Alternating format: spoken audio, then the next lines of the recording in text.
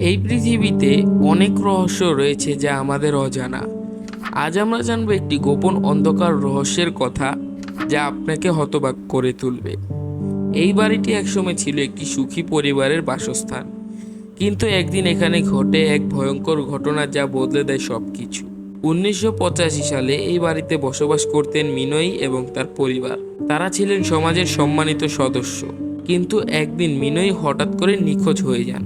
Police এবং গ্রামবাসী মিলে খুঁজতে থাকেন মিনয়কে, কিন্তু তার কোনো খোঁজ পাওয়া যায় না। কিছুদিন পর বাড়ির ভিতরে পাওয়া যায় একটি অদ্ভুত চিঠি। চিঠিতে লেখা ছিল, আমাকে খুঁজে পাবে না কেউ, আমি আছি এই বাড়ির অন্ধকারে চিরদিনের জন্য। এই চিঠি পাওয়ার পর বাড়ির উপর একটা অভিশাপ নেমে আসে।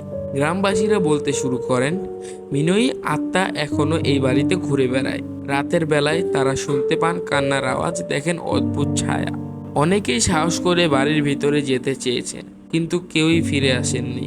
আজও এই বাড়িটি দাঁড়িয়ে আছে এক ভয়ঙ্কর রহস্যের সাক্ষী হয়ে। এই পৃথিবীতে অনেক কিছুই আমাদের অজানা। হয়তো একদিন আমরা খুঁজে পাবো মিনয়ের সেই গোপন অন্ধকার রহস্যের উত্তর, কিন্তু আজকের জন্য এটাই ছিল সেই ভয়ঙ্কর গল্প। আমি জানি এই গল্পটি খুবই খুবই ছোট হয়েছে, তবে আমি পরের বার চেষ্টা করব বড় একটি রহস্য নিয়ে আপনাদের সাথে উদ্ঘাটন করার।